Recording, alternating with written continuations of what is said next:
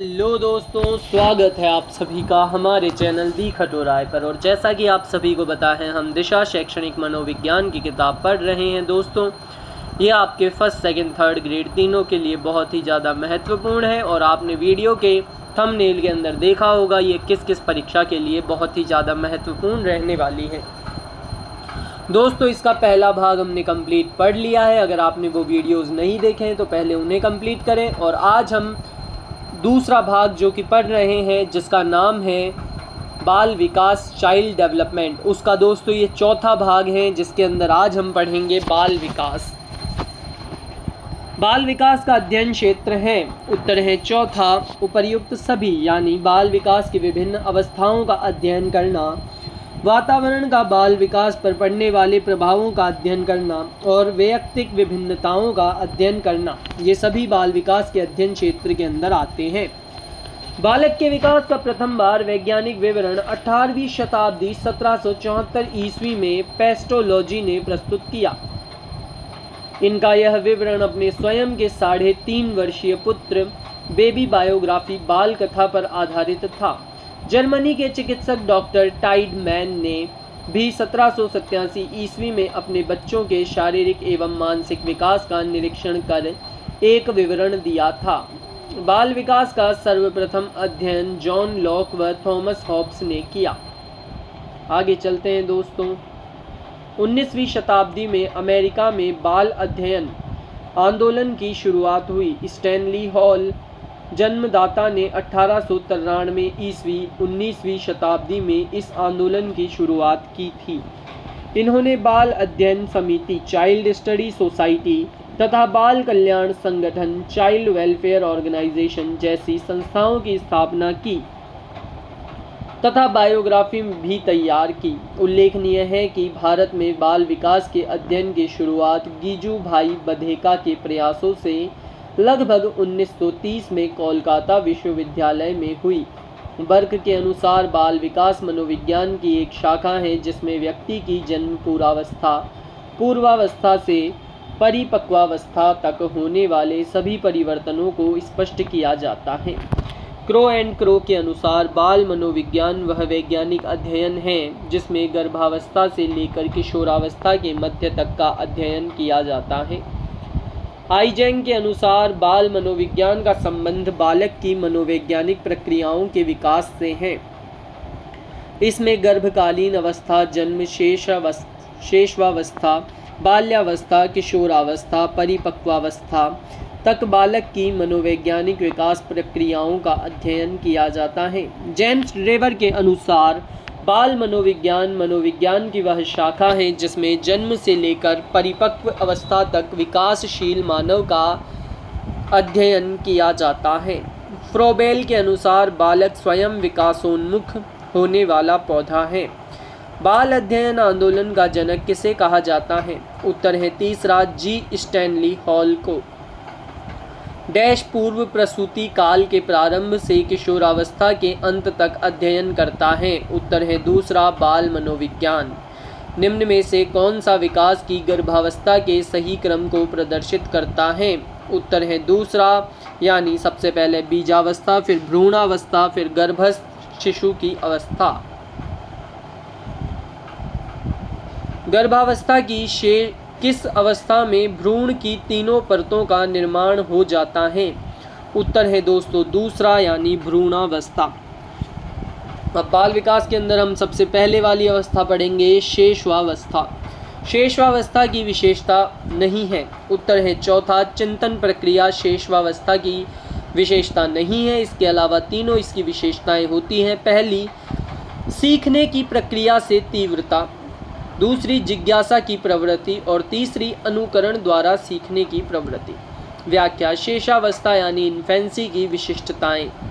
अवधि 0 से 5 या 6 वर्ष तक की रहती है ये, सिली के अनुसार। सीखने का आदर्श काल वैलेंटाइन के अनुसार। तीव्र गति से सीखता है वॉटसन के अनुसार। खतरनाक काल, डेंजरस स्टेज या अपीली काल, अपीलिंग स्टेज, हरलॉक के अनुसार। हरलॉक ने माना है कि शेषवावस्था में बहुत से बच्चों की मृत्यु हो जाती है, इसलिए इन्होंने इस अवस्था को खतरनाक या अपीली काल कहा है। नामकरण विस्फोट की अवस्था, नेमिंग एक्सप्लोजन स्टेज पियाजे के अनुसार। कामुकता अधिक, सिगमंड फ्रायड के अनुसार शेषवावस्था में काम प्रवृत्ति होती है बहुत ही ज़्यादा। संस्कारों के विकास, सामाजिक विकास की आयु और मूल प्रवृत्त्यात्मक व्यवहार इसकी विशिष्टता के अंदर आता है। अतार्किक चिंतन की अवस्था, क्षणिक संवेग की अवस्था, भावी जीवन की आधारशिला, जीवन का सबसे महत्वपूर्ण काल, दूसरों पर निर्भर, समन्वयन का कठिन काल, शारीरिक व मानसिक विकास की गति सर्वाधिक, आत्म प्रेम की भावना अंतर्मुखी। इस अवस्था में बालक अपने ही अंगों को स्पर्श कर जैसे अंगूठा चूस कर असीम सुख का अनुभव करता है। इस प्रकार के आत्म प्रेम को नार्सिसिज्म कहते हैं। अगला है नैतिकता का अभाव, घर पर किसी के आने पर भी अगर उसे रोना है तो भी वह रोएगा ही और अपनी माँ की गोद में किसी अन्य बच्चे को नहीं बैठने देगा, अर्थात नैतिकता का भाव नहीं होता।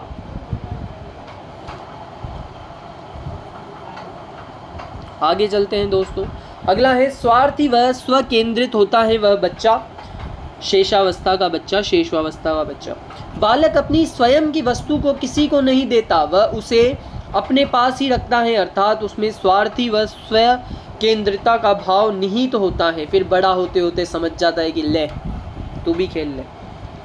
कल्पना जगत में विचरण, बालक कल्पना में खोया रहता है, परियों तथा जादूगरों की कल्पनाएं करता रहता है कि काश मेरे पास भी एक परी या जादू की छड़ी होती जिसमें मैं जादू करवाकर अपनी इच्छा पूरी कर लूँ, अर्थात कल्पना जगत का विचरण करता रहता है और खुश रहता है। और जैसे जैसे बालक बड़ा हो जाता है दोस्तों, वैसे वैसे ही उसकी यह कल्पना कम होती जाती है। अनुकरण द्वारा सीखने की अवस्था, बालक को जैसा सिखाएंगे वह वैसा ही सीखेगा, जैसा परिवार के सदस्य करेंगे वह वैसा ही करेगा, सेम टू सेम, चाहे वह सही हो या गलत, अर्थात अनुकरण की प्रवृत्ति पाई जाती है। अगर आप आपके बच्चे के सामने कुएं में कूदोगे तो वह भी कूदेगा। बादशाहत प्रवृत्ति, इस अवस्था में बालक जो चाहे वही मनमानी करता है। अगर उसे कोई चीज़ वस्तु चाहिए तो वह उसे प्राप्त करके ही मानता है, जैसे टॉफ़ी या चॉकलेट के लिए जिद करना, माँ की गोद में आना तो वह आकर ही मानता है। यह उसके बादशाहत प्रवृत्ति को दर्शाता है। जन्म के समय शिशु में कोई संवेग नहीं होता, वह केवल उत्तेजना का अनुभव करता है। शेषवावस्था में बालक में सभी संवेग विकसित हो चुके होते हैं, लेकिन इस अवस्था में बालक में भय संवेग सर्वाधिक सक्रिय रहता है।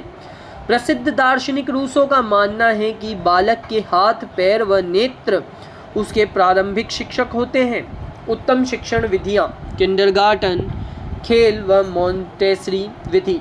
शेषवावस्था होती है, उत्तर है पहला 5 वर्ष तक, 6 तक भी मान सकते हैं दोस्तों इसे।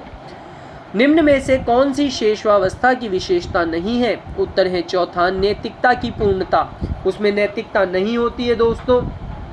जो चीज़ उसकी है वो खुद ही की मानेगा, किसी और को नहीं देगा। पहला जो विशेषताएं होती हैं वो है, पहला शारीरिक विकास में तीव्रता होती है, दूसरों पर निर्भरता रहती है और मानसिक क्रियाओं में तीव्रता रहती है। शेषवाकाल इन्फेंसी को जन्म से 5 की आयु तक किसने माना है? उत्तर है तीसरा सीली ने। सीली के अनुसार इन्फेंसी शेषवाकाल 5 वर्ष की आयु तक रहता है। विकास की कौन सी अवस्था में नार्सिसिज्म स्वप्रेम की भावना का गुण अत्यंत प्रबल होता है? उत्तर है चौथा शेषवावस्था।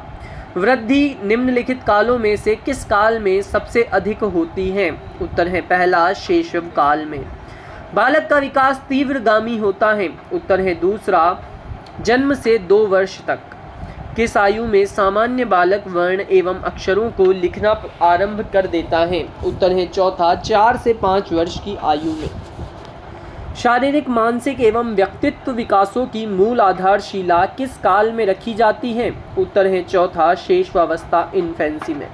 शेषवावस्था के बाद दोस्तों बाल विकास के अंदर आती है बाल्यावस्था, जिसे अब हम पढ़ना स्टार्ट करते हैं। बाल्यावस्था। बाल्यावस्था को मिथ्या परिपक्वता का काल किसने माना है? उत्तर है चौथा रॉस ने। रॉस ने माना है बाल्यावस्था को मिथ्या परिपक्वता का काल। व्याख्या। बाल्यावस्था चाइल्डहुड की विशिष्टताएं।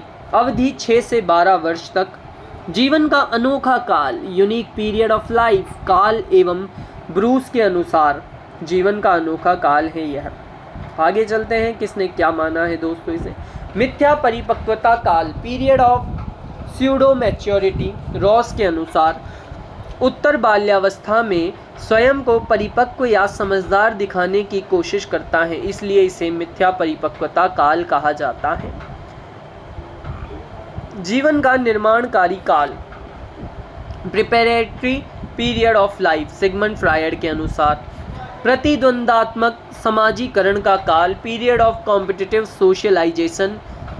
किलपैटिक के अनुसार बिना काम के भ्रमण, घूमने, निरुद्देश्य भ्रमण की प्रवृत्ति। बर्ट के अनुसार बहिर्मुखी। इसकी विशेषता है दोस्तों, स्वतंत्र मानसिक क्रिया, जीवन का आधार एवं स्वर्णिम काल, शिक्षा का कठिन काल, संवेगों की अभिव्यक्ति में सर्वाधिक परिवर्तन, कामुकता सबसे कम, खिलाड़ी अवस्था, स्थूल संक्रियात्मक अवस्था, निर्माणकारी काल है यह। प्रारंभिक विद्यालय की आयु होती है ये 6 से 12 वर्ष। वैचारिक क्रिया अवस्था, शैक्षिक दृष्टिकोण में महत्वपूर्ण काल, टोली दल समूह की आयु, गैंग एज इसी में दोस्त बनते हैं। प्रतिद्वंद्वात्मक समाजीकरण का काल, मूर्त चिंतन की अवस्था, नैतिक गुणों का विकास, सबसे कम कामुकता एवं बालक भय मुक्त, संग्रह एवं संचय प्रवृत्ति। लड़के पुराने सिक्के, कांच की गोलियां आदि एकत्रित करते हैं तथा लड़कियां गुड़ियां, कलर, चूड़ियां आदि एकत्रित करती हैं, अर्थात इस आयु में बालक में संग्रह की प्रवृत्ति पाई जाती है। समलिंगीय समूह भावना, लड़का लड़के के साथ और लड़की लड़की के साथ खेलना व रहना पसंद करते हैं। इस अवस्था में समलैंगिक भावना अधिक होती है। वैचारिक क्रिया अवस्था कौन सी है? उत्तर है तीसरा, 7 वर्ष से 12 वर्ष तक की अवस्था वैचारिक क्रिया अवस्था है। आगे बढ़ते हैं दोस्तों। छद्म परिपक्वता काल, पीरियड ऑफ स्यूडो मैच्योरिटी होता है। उत्तर है चौथा, उत्तर बाल्यावस्था, लेटर चाइल्डहुड। निम्न में से किस अवस्था में बालक अपने समकक्षी वर्ग पीयर ग्रुप के सक्रिय सदस्य बनते हैं? उत्तर है दूसरा, बाल्यावस्था चाइल्डहुड में। विकास की किस अवस्था को गैंग एज कहा जाता है? उत्तर है पहला, बाल्यावस्था। किस अवस्था में बालक को सरल कहानियों के द्वारा नैतिक शिक्षा देना प्रारंभ कर देना चाहिए? उत्तर है पहला, बाल्यावस्था। विकास की किस अवस्था को कोल तथा ब्रूस ने संवेगात्मक विकास का अनोखा काल कहा है? उत्तर है पहला, बाल्यावस्था को। कौन सी अवस्था में बच्चों को हस्तशिल्प औजारों के प्रयोग, खिलौने बनाना, बागवानी आदि की शिक्षा देनी चाहिए? उत्तर है दूसरा, बाल्यावस्था में। अपनी सामाजिक विकास की प्रक्रिया में बालक समूह बनाता है, वह अवस्था है? उत्तर है तीसरा, बाल्यावस्था। किसने शिशुओं के मस्तिष्क को खाली स्लेट माना था? उत्तर है पहला, जॉन लॉक। जॉन लॉक ने शिशुओं के मस्तिष्क को खाली स्लेट, टेब्यूला रासा माना था। उनके अनुसार बालक अपने अनुभवों से इस खाली स्लेट मस्तिष्क में ज्ञान सृजित करता है। विकास की कौन सी अवस्था प्रश्न की अवस्था भी कहलाती है? उत्तर है दूसरा, पूर्व बाल्यावस्था।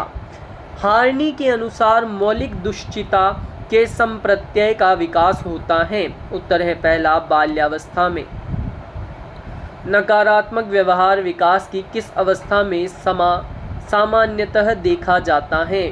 उत्तर है दूसरा, बाल्यावस्था। सीखने की खेल विधि उपयोगी है? उत्तर है दूसरा, पूर्व बाल्यावस्था के लिए। निम्नलिखित में से कौन सी अवस्था में शारीरिक विकास की दर सबसे धीमी गति से होती है? उत्तर है दूसरा, बाल्यावस्था में। भाषा के अर्जन एवं विकास के लिए सर्वाधिक संवेदनशील अवधि कौन सी है? उत्तर है दूसरा, प्रारंभिक बाल्यावस्था। बाल विकास की प्रक्रिया भ्रूणावस्था से प्रारंभ होकर जीवन भर चलती है। विकास के क्रम में शेषवावस्था के बाद बालक बाल्यावस्था में प्रवेश करता है, इसे पूर्व किशोरावस्था भी कहते हैं, क्योंकि इसके बाद किशोरावस्था प्रारंभ हो जाती है। यह अवधि 6 वर्ष से 12 वर्ष के बीच आती है। इसे पूर्व बाल्यावस्था, मध्य बाल्यावस्था और उत्तर बाल्यावस्था में विभाजित किया जाता है। मध्य बाल्यावस्था भाषा एवं विकास की पूर्ण अवस्था कही जाती है। इसी अवधि में बच्चों की भाषा का विकास तेजी से होता है, साथ ही रुचियों का विस्तार, चिंतन का विकास एवं सृजनात्मक का विकास भी इसी काल की मूल विशेषता होती है। निम्न अवधि में से किसमें शारीरिक वृद्धि एवं विकास तीव्र गति से घटित होता है? उत्तर है पहला, शेषवावस्था एवं प्रारंभिक बाल्यावस्था में। शेषवावस्था व प्रारंभिक बाल्यावस्था में शारीरिक विकास व वृद्धि तीव्र गति से घटित होता है। शेषवावस्था में बच्चे का भार और लंबाई में वृद्धि बहुत तेजी से होती है। यह अवस्था प्रथम 3 वर्षों तक रहती है, जिसके बाद विकास की गति धीमी पड़ जाती है। उसकी इंद्रियों, कर्मेंद्रियों, आंतरिक अंगों, मांसपेशियों आदि का विकास तीव्र गति से होता है। बाल्यावस्था में बालक के व्यक्तित्व का निर्माण होता है। इस अवस्था में सीखी गई आदतों, व्यवहार, पैदा की गई रुचियां और इच्छाएं सामान्यतः स्थायी होती हैं। बाल्यावस्था की अवधारणा से क्या अभिप्राय है? उत्तर है दूसरा, यह विभिन्न सांस्कृतिक संदर्भों से सार्वभौम रूप से समान है। आगे चलते हैं दोस्तों। व्याख्या। बाल्यावस्था शेषवावस्था के बाद की अवस्था होती है। यह अवस्था जन्म के बाद की दूसरी अवस्था होती है। यह प्रक्रिया प्रत्येक समाज में विभिन्न सांस्कृतिक संदर्भों में सार्वभौम रूप से पाई जाती है। जैसे ही बालक बाल्यावस्था में प्रवेश करता है, वैसे ही वातावरण से उसका परिचय कराया जाता है तथा अलग अलग ज्ञान तथा अनुभवों से संपर्क कराया जाता है। यह अवस्था सीखने के लिए बहुत अच्छी अवस्था मानी जाती है। यह सभी संदर्भ अलग अलग सांस्कृतिक संदर्भों में सार्वभौम रूप से समान होते हैं। बाल्यावस्था में बालक के अंदर सामाजिकता भी आती है तथा वह समझने लगता है कि उसके पास पड़ोस में कौन है तथा हमें क्या करना चाहिए तथा क्या नहीं करना चाहिए। हरलॉक के अनुसार पूर्व बाल्यावस्था की अवधि है। उत्तर है चौथा, 2 से 6 वर्ष पूर्व बाल्यावस्था की अवधि होती है। सामान्यतः 2 से 6 वर्ष की अवस्था पूर्व बाल्यावस्था एवं 6 से 12 वर्ष की अवस्था उत्तर बाल्यावस्था कहलाती है। इस अवस्था में बच्चों का बौद्धिक, सामाजिक, नैतिक, सांवेगिक एवं संज्ञानात्मक विकास तीव्र गति से होता है तथा बच्चा तार्किक रूप से चिंतन करने लग जाता है। हरलॉक के अनुसार शेषवावस्था में बालक आयु की किस अवधि में अपनी माता को पहचानने लगता है? उत्तर है तीसरा, तीसरे माह में। वॉटसन के अनुसार शेषवावस्था में सीखने की सीमा और तीव्रता विकास की और किसी भी अवस्था की तुलना में अधिक होती है। इस कथन को ध्यान में रखकर शेषवावस्था में शिक्षा के आयोजन हेतु निम्न में से कौन सी क्रिया का निषेध होना चाहिए? उत्तर है तीसरा, मूल प्रवृत्तियों का दमन। आगे बढ़ते हैं।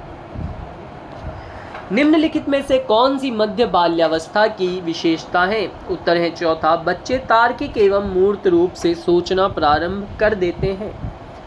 बाल्यावस्था की आयु 6 से 12 वर्ष की मानी जाती है, जिसमें पूर्व बाल्यावस्था 2.5 या 4.5 या 6 वर्ष, मध्य बाल्यावस्था 6 से 10 या 11 वर्ष तथा उत्तर बाल्यावस्था 10 से 12 वर्ष की समयावधि का वितरण किया गया है।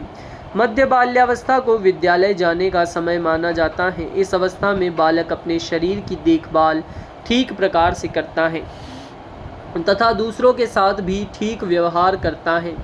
यह चलते हुए या ऊंची जगहों पर चढ़ते हुए आदि दैनिक कार्यों को कुशलता से संपादित कर लेता है। मध्य बाल्यावस्था भावों को अंतर्निहित करने की अवस्था मानी जाती है। इस अवस्था में बालक अपनी शारीरिक और बौद्धिक प्रगति तो करता है, किंतु भावों की दृष्टि से विकास नहीं कर पाता। यही कारण है कि बच्चे तार्किक तथा मूर्त रूप से सोचना प्रारंभ कर देते हैं। कौन सा आयु समूह मध्य बाल्यावस्था श्रेणी के अंतर्गत आता है? उत्तर है दोस्तों चौथा, 6 से 11 वर्ष। निम्न में से कौन सा विकासात्मक कार्य उत्तर बाल्यावस्था के उपर्युक्त नहीं है? उत्तर है दूसरा, पुरुषोचित या स्त्रियोचित सामाजिक भूमिकाओं को प्राप्त करना। उत्तर बाल्यावस्था बाह्य खेलों में आवश्यक शारीरिक और गामक कौशलों का अर्जन, साथियों के साथ समायोजन, घूमने की प्रवृत्ति, आत्मचेतना, नैतिकता व मूल्यों का विकास आदि इस अवस्था की प्रमुख विशेषताएं हैं। इस अवस्था में बालकों में नई खोज करने की और घूमने की प्रवृत्ति बहुत अधिक बढ़ जाती है। उत्तर है दूसरा, उत्तर बाल्यकाल में। इसी के साथ दोस्तों ये वीडियो यहीं समाप्त होता है। आज हमने देखा बाल विकास के अंदर शैशवावस्था और बाल्यावस्था। कल हम पढ़ेंगे दोस्तों किशोरावस्था और इसके आगे वाली अवस्था जो भी होती है। अगर वीडियो अच्छा लगा हो तो वीडियो को लाइक करें, चैनल को सब्सक्राइब करें और कमेंट अवश्य करें दोस्तों कि आपको वीडियो कैसा लगा। और एक बहुत ही ज़रूरी बात कि दोस्तों अगर आपके कोई भी भाई बहन, दोस्त, भाई या भाभी कोई भी अगर तैयारी कर रहा हो, first second third grade, librarian किसी की भी, तो दोस्तों आप उन्हें हमारे वीडियो सजेस्ट कर सकते हैं जिससे कि ये वीडियो ज़्यादा लोगों तक पहुँचेगा। तो ऐसे ही दोस्तों वीडियोस देखते रहें और पढ़ते रहें। धन्यवाद, टाटा, बाय बाय।